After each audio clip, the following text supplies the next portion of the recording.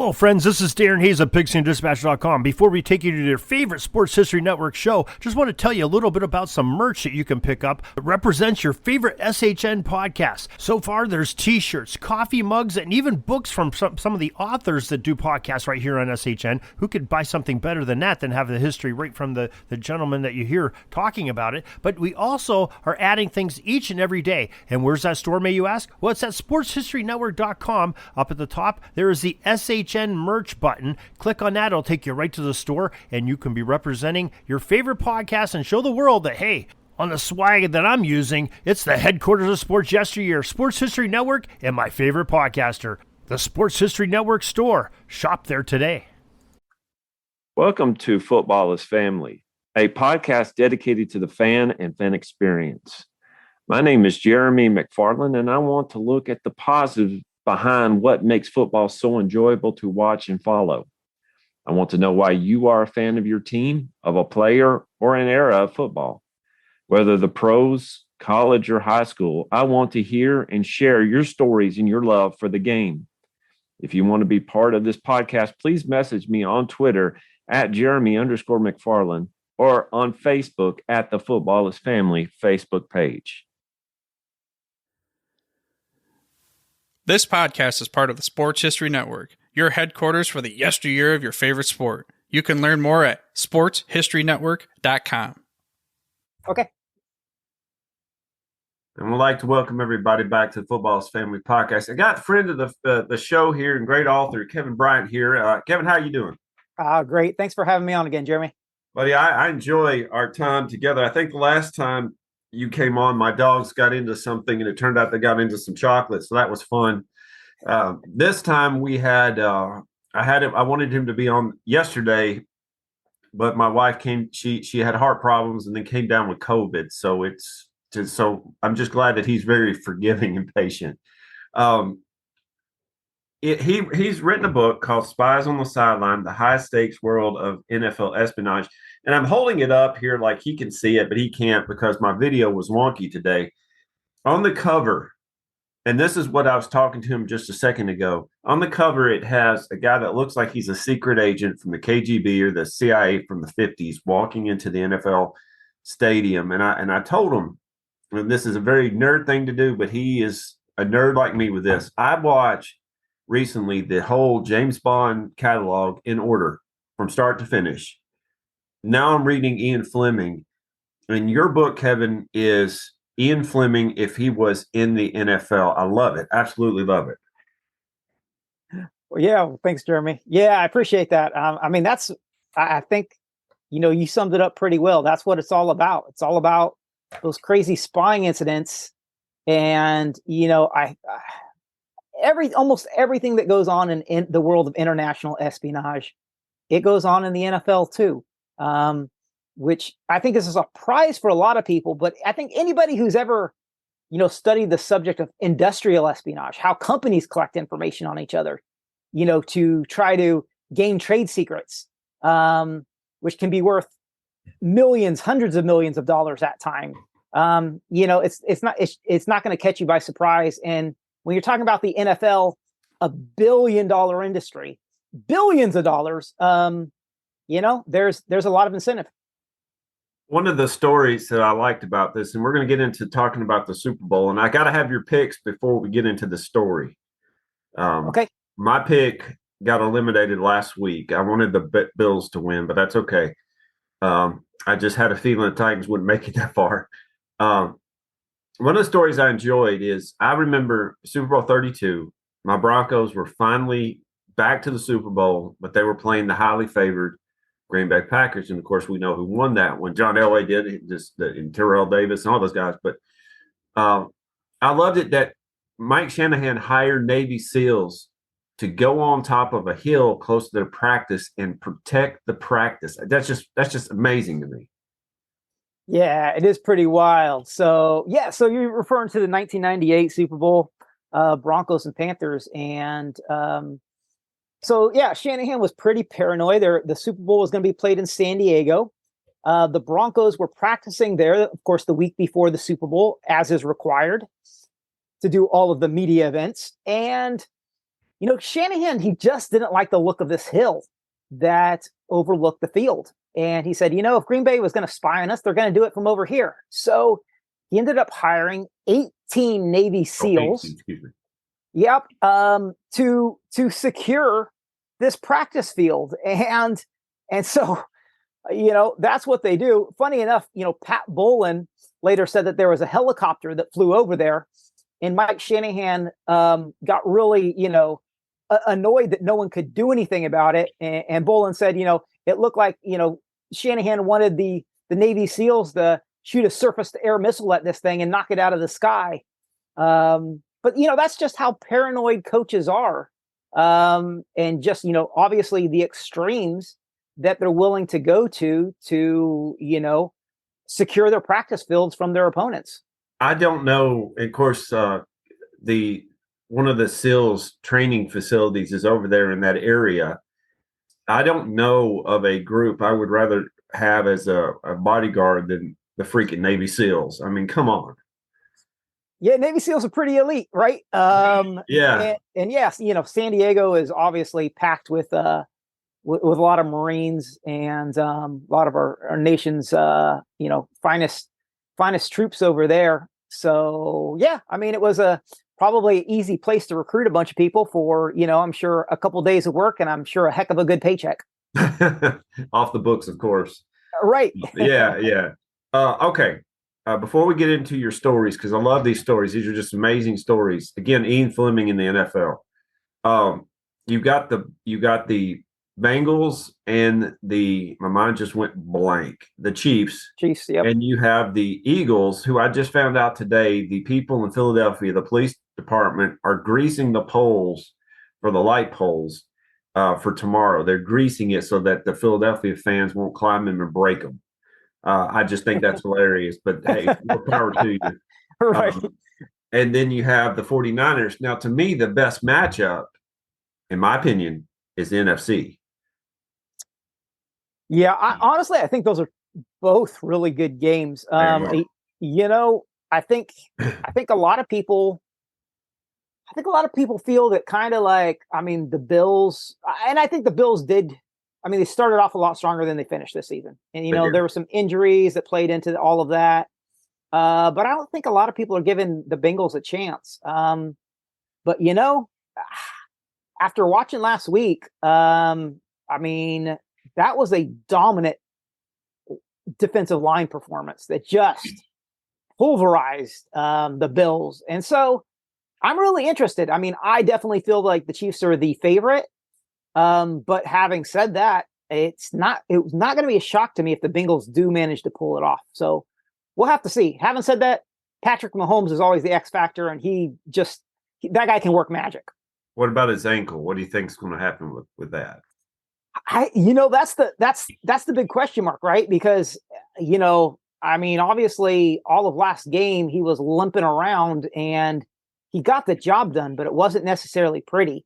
If he's as hurt as he was last week, and that Bengals defensive line looks as dominant as it was a week ago, man, it could be a real bad day for the Chiefs. It's very possible that the Bengals end up in the Super Bowl. I have a feeling that the Bengals are going to pull it off for some reason, just in the back of my head. And I kind of feel in a way that San Francisco is going to pull it out, even though Philadelphia is a juggernaut this year, just absolutely a juggernaut. So they are. So I got to disagree with you on that one. I would definitely go Eagles. I think they've looked really good all year long. They've been on a roll. 49. I mean, you got Kyle Shanahan as coach, and that guy is just. I mean, he's an incredible coach. You've got that team from top to bottom is stacked. They seem to have hit their groove now that they found a quarterback, which was the missing piece for, at the start of the year.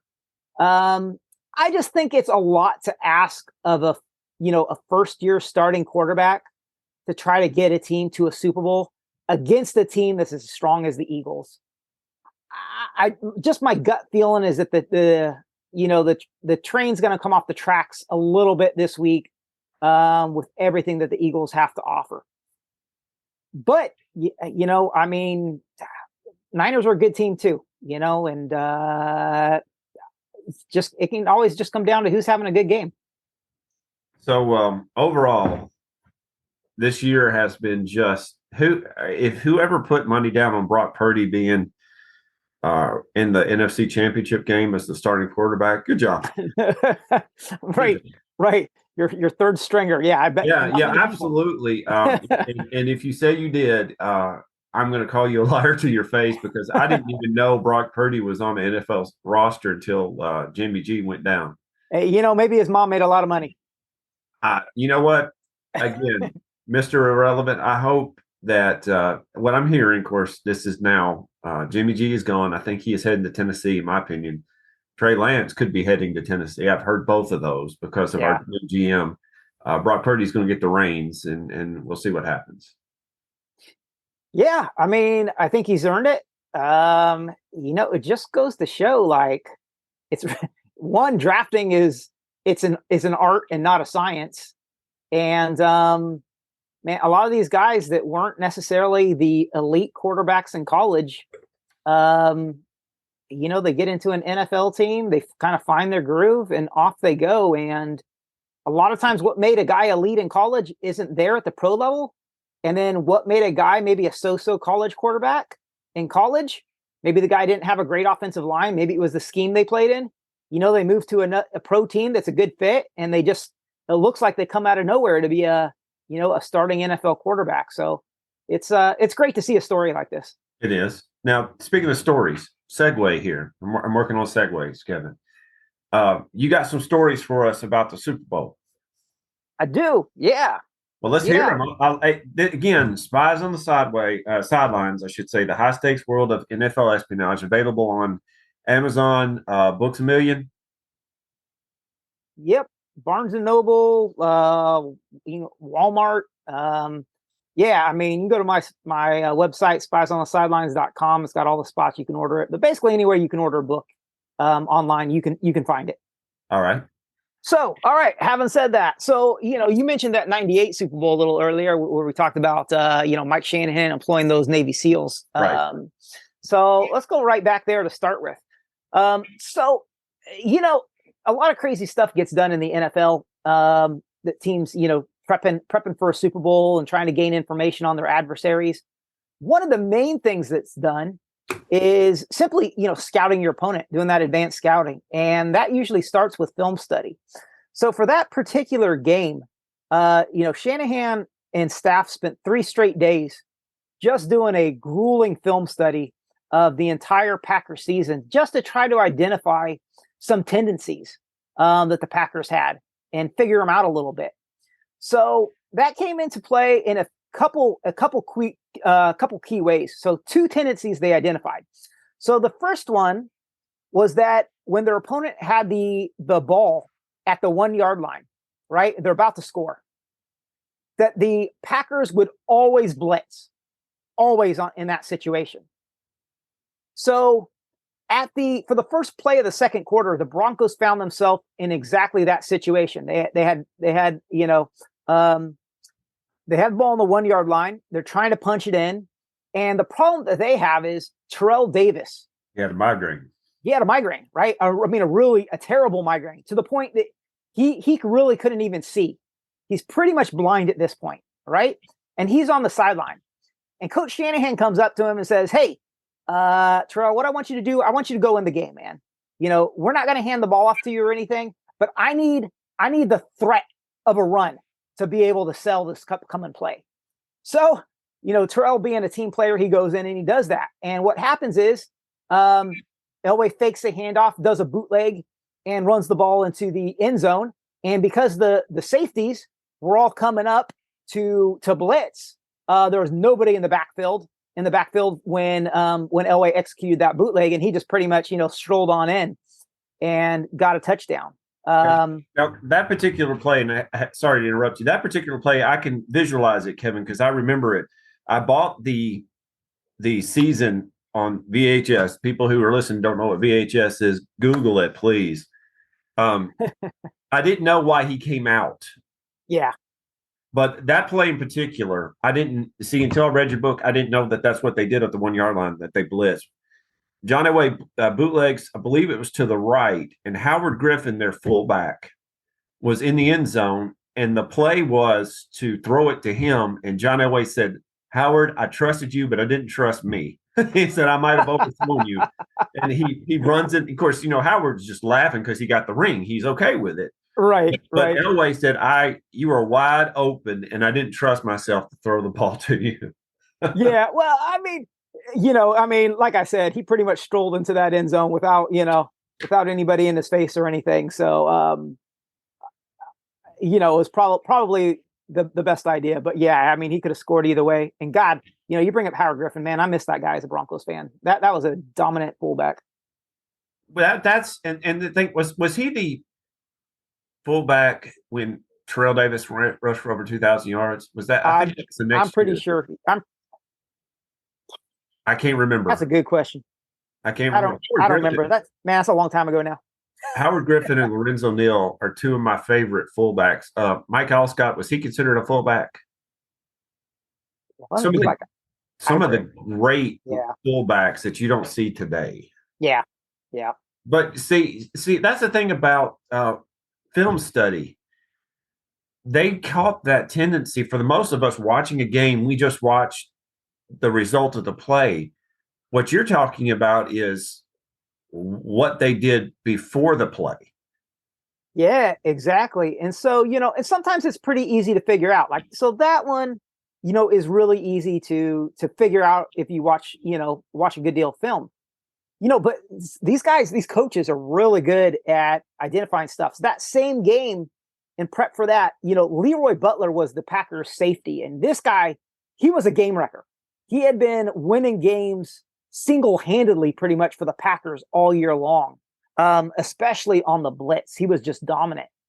And the Broncos actually managed to figure out the conditions under which he usually blitzed. So he would only blitz when opposing teams lined up two wide receivers on the same side of the field.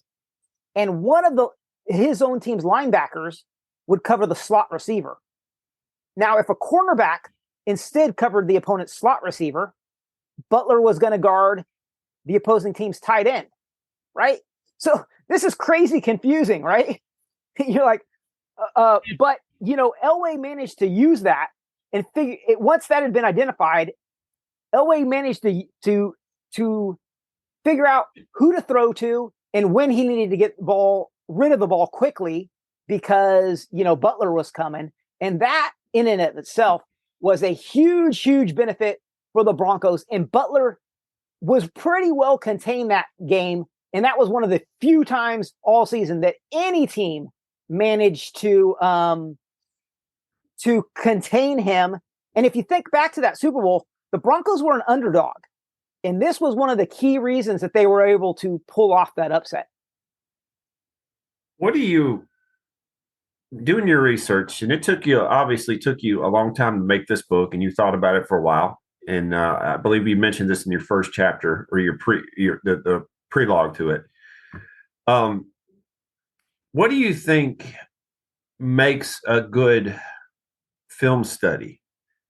What do you think causes somebody to catch something like that? Yeah, I think. Yeah. So, I mean, obviously, good attention to detail, all that type of stuff. What I will say is that there are teams that spend a lot more time on this than others. And, some teams have personnel that are all they do is study tells and tendencies. Tendencies being, basically percentage wise, what does a team do most of the time? And then a tell being, just like in poker, a guy, if he has a good hand, he may do something like, have a big smile on his face or scratch his nose or act nervous or whatever it may be. So football players have those tells too at times, which can tip off whether a play is going to be a run or a pass or, or a bunch of different things. And so what I'll tell you is so I'll give you an example. The Broncos, back when we had Peyton Manning for a quarterback, we had a person dedicated to just determining tells of opponents. And so DeMarcus Ware, who had come over from the Cowboys, used to go to his coaches and say, "Hey, coach, I figured out some tells of the opponent." And the coach would say, yeah, but we don't know if they're going to be there from time to time and blah, blah, blah, blah. And I'll tell you what, DeMarcus Ware specifically has stated how thankful he was to be with the Broncos and their coaching staff that it would actually use that type of information and talked about what a difference it made. So I think that is the first thing, is just simply, are you putting in the resources? Do you value collecting intelligence against your opponent enough to make it a area of a focus? And if you do, you can reap a lot of rewards for that. Now, one of the things that I enjoyed about your book, again, is and we'll get a couple more stories before if you got a couple more, if you can give us. I watched that movie. Was it Invincible with Mark Wahlberg? Yeah. Is that the name of it? Yeah. I've never heard of this, but you mentioned this in the book, that if an offensive line, the red or the white in his knuckles. Right. Can you explain that? Yeah. So this is one of those tells that some NFL teams use. So basically, I think it's so basically depending on, how much pressure you put on your knuckles, they're going to be red or white. And so offensive and defensive linemen can actually try to determine, especially offensive linemen looking at the knuckles of defensive linemen. So they look at those knuckles to try to determine, hey, is this guy going to be run blocking, or is he going to be pass blocking? And so what most offensive linemen do nowadays is they wear gloves. Even when it's warm, you'll notice a lot of them wear gloves because they're actually trying to hide their knuckles from being seen so that the opponent doesn't have a tip-off as to what the upcoming play is going to be. See, again, would you notice that if you were playing the NFL? Of course, it's a learned thing, I'm sure. Right. So this is something, your coaches, this is something you're going to learn over time. And, some people are going to, pick it up and use it. Others are not. But man, if you can get good at this type of stuff and pick up these little cues and whatnot, let's face it, the NFL is just ultra competitive. Everybody's looking for the slightest advantage, and it may seem kind of silly, but gosh, if you can guess more times than you're wrong what that upcoming play is going to be, it's an advantage, and it can be the difference between winning and losing between two really, well-balanced teams.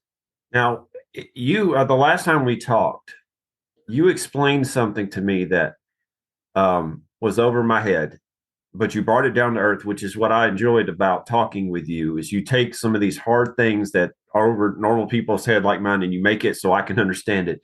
You explained Deflategate and Spygate better than I've ever heard in your book. And I've read them. I read those chapters, I'm going to say 2 or 3 times. You explained them to me to the point where I'm almost anti-New England Patriots now. Now, that being said, I respect what they did. I respect the fans. That's fine. I don't have any problem with that. And I believe that you can take what the NFL allows you to do, and you could do that to get better. But what you explained in the book, let's go with Deflategate first, if you could. What is Deflategate, and how does that affect the fair play? Yeah. So, Deflategate is, obviously the Patriots were underinflating balls. Right. And it goes back to a couple of their members of their equipment staff. And, the question really is, became, did Tom Brady know about it, et cetera, et cetera. So they basically, they go into a game. I won't go into too much detail here, but, they go into a game, and the the equipment manager brings the ball into the referee's locker room as is required, all their footballs that they're required to provide, and then leaves. The referee has been tipped off before the game that there is, potentially that there's this issue of Patriot balls being underflated. So he checks the PSI, the pounds per square inch, prior to the game beginning, and sees that they're well within, the NFL limits, and says, hey, okay, we're all good. And he thinks nothing more of it, goes about his business, getting ready for the game. Well, when it's time for that ref to bring the balls out onto the field, they're missing. They're nowhere to be found. Okay. So the referee goes out onto the field and sees, oh, the balls are already out here, and really thinks nothing more of it. Well, during the game, everything's going like normal, but one of the one member of the Colts identifies the NFL officials that, hey, this ball that we're playing with seems a little underinflated, that came from the Patriots. And so the refs take it and they check it at halftime. And yes, it is well under the permissible limits of the PSI level. And then they check all of the Patriots footballs, and they're all underinflated. And then they check the Colts balls, and they're still all within the limits of, the NFL's amount. And so what ends up happening is that the NFL security interviews the Patriots staff members, the equipment manager, after the game, and talks to him about all this stuff. He admits, yes, I took those footballs out of the ref's locker room after giving them to him. But I just brought them out onto the field. And so that ends up clearly being a lie, because video cameras catch him going into a bathroom, et cetera, et cetera. It ends up being a whole big mess with the NFL versus the Patriots. But, bottom line is, there are a whole bunch of text messages between Tom Brady and a member of the Patriots equipment staff that pretty clearly show that Tom Brady knew about it. This was a rehearsed thing that had been going on for quite some time. And, Tom Brady did his best to defend his legacy. But, if you're not a Patriots fan, it was pretty clear what was going on to everybody. I didn't know that you can underinflate that many footballs in 90 seconds. Yeah, that's pretty incredible. But, think about this, though, right? This is not you or I going out to pump up our bicycle, right, or inflate our kid's soccer ball. Okay. This is a intelligence operation. This is something that is rehearsed. This is something that is practiced. Okay. So if you have everything ready, right, when you walk into that bathroom, and you've done this over and over and over and over again, and you've trained on this, okay, yeah, it's a different matter. This is the equivalent of a pit stop in NASCAR, of a tire change. How quick can you get it done? Okay, this isn't you or I going to the gas station and pumping up our own tires. This is something that is trained on. So, all New England fans try to say, oh, you can't do it that fast. Look, the company that did the investigation into all of this determined, yes, it can be done, because they had members of their own staff practice it and do it. All right, Kevin, I have the 10-minute warning pop up. I refuse to pay Zoom, but I'm probably going to have to eventually. Again, I want to thank you for coming on. You have one more story for us. I mean, something that would just lay us out with how great your book is and how great these stories are. Sure. So yeah, I've got quite a few Super Bowl stories, but you know what? Let me go back a little ways, because I'll take you back to one that I think is pretty crazy about. Okay. So this is the greatest game ever played. Okay. That is the New York Giants versus the Baltimore Colts. That is correct. 1958. 1958. Yes. Okay. So, we're in the championship game here. And so those two teams had played earlier in the season, and really, really close game, incredibly close game that the Giants pulled out a victory by 3 points in New York. And so the Colts they're playing the Super Bowl or the championship game once again in New York. So the Colts and their coach, Weeb Ewbank, are trying to figure out how to beat them. So Weeb goes up to Bob Shaw, an assistant, and says, Bob, what I want you to do is I want you to spy on a practice of the Giants to figure out if they've got anything new going on. What are they planning on doing? And Bob Shaw's really not comfortable with this. And he tells Weeb as much. Well, after that, Carol Rosenblum, the owner of the Colts, comes up to Bob Shaw and says, Bob, we really need you to spy. And so, Carol Rosenblum was pretty much known as, if you don't do things his way, he'll get rid of you. So Bob Shaw at this point is really feeling pressured into do it. So he does. He goes and he spies on the Giants practice, and he determines that he watches them play from a rooftop overlooking their field. And he's nervous as heck the whole time about what's going to happen if he's caught. And actually, the only way Carol Rosenblum is even able to convince Bob to be able to do this is he says, Bob, if you are caught, what I'm going to do is, if the NFL finds out and they ban you from the league for life, I will give you a job elsewhere, right? This guy's one of the richest people in all of America. He says, I'll get you a job. So Bob, reluctantly says, okay, I guess I'll do it. So he goes up on the rooftop. He watches the practice.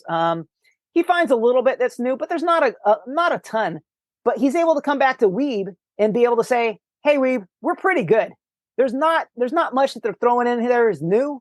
And we can pretty much just go off a film study to prepare for the Giants, which is, it doesn't sound like much, but if you know what's coming, it really gives you a good feeling of comfort. It lets you know exactly what you need to prepare for. And it is a very big advantage. And for a game that went into overtime, was so close it was tied at the end of, regular time.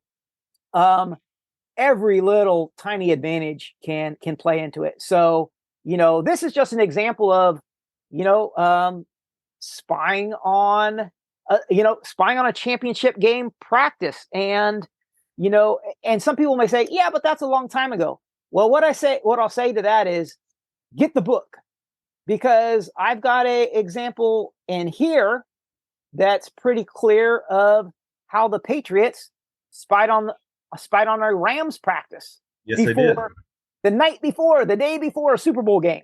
Yes, they did. And they found out somebody's going to be receiving a kickoff, if I remember that correctly. Right. Marshall Faulk. You are correct.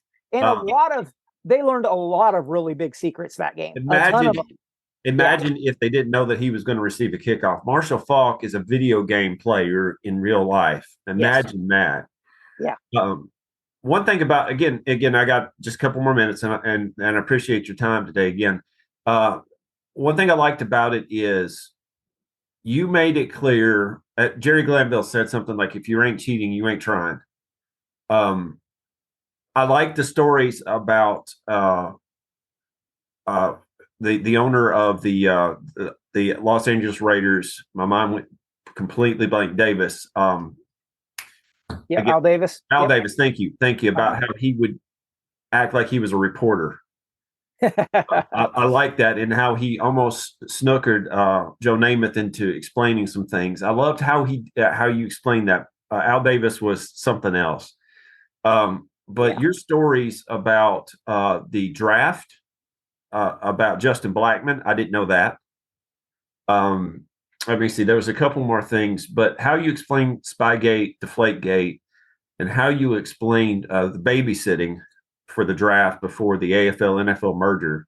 I like those stories. And let's see. Yeah, that's one of my favorite. That's one of my favorite things that I learned about the NFL was, the use of babysitters, which I think was just fascinating. I mean, talk about a crazy world of, spying and espionage back then. Absolutely. Just insane. How Peyton Manning, when he would go to Gillette Stadium, would go into the shower and turn it on to talk to his teammates. Yeah. I mean, it sounds crazy, but there are a lot of teams that are very paranoid about the use of listening devices being used in that locker room, and Peyton Manning is far from the first one. There have been coaches there has been a coach that has literally, been swearing at the ceiling because he was so convinced that Al Davis, had listening devices and was listening in on everything that he was saying. Again, this is Kevin Bryant. His book is Spies on the Sidelines. You can get at spiesonthesidelines.com. Is that correct? Yes. Barnes & Noble, Amazon. I am even sure, Kevin, that we have a link on sportshistorynetwork.com to your book. It's been a pleasure. You are a great guest. We'll love to have you back on again when you get the chance. Thank you, Jeremy. Appreciate you having me on again.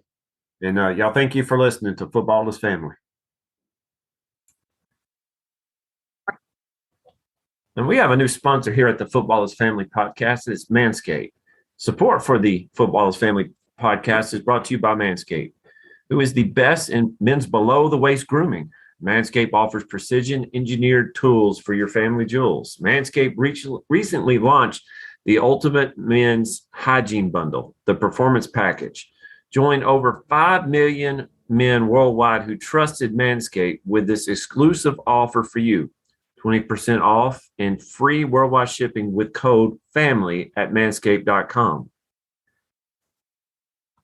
The Performance Package 4.0 by Manscaped has arrived, and oh man, is it a game changer. Inside the package, you'll find their Lawnmower 4.0 trimmer, Weed Whacker ear and nose hair trimmer, Crop Preserver ball deodorant, Crop Revival toner, Performance boxer briefs, and a travel bag to hold your goodies. First off, the Lawnmower 4.0. This trimmer is the future of grooming, and I dare say the greatest ball trimmer ever. Their 4th generation trimmer features a cutting-edge ceramic blade to reduce grooming accidents thanks to their advanced skin-safe technology. The Lawnmower 4.0 is waterproof, and it also has a 400K LED spotlight you need for a more precision shave. Because this trimmer is waterproof, you can say goodbye to the mess on the bathroom floor. And you thought that was good, but wait till you take your grooming game to another level. The Performance Package 4.0 includes the Weed Whacker nose and ear hair trimmer. The Weed Whacker is also waterproof and provides proprietary safe skin technology, which help reduce nicks, snags, and tugs in those delicate nose holes. The Crop Preserver below-the-waist deodorant and the Crop Reviver below-the-waist toner will change the way you approach your daily hygiene. Manscaped even threw in 2 free gifts to the Performance Package 4.0, the Manscaped Boxers and the Shed Travel Bag. Bring your comfort and boxers to another level. It's time to take care of yourself. Go to manscaped.com and get 20% off plus free shipping with code FAMILY. That's get 20% off and free shipping with code FAMILY at manscaped.com. Unlock your confidence and always use the right tool with Manscaped.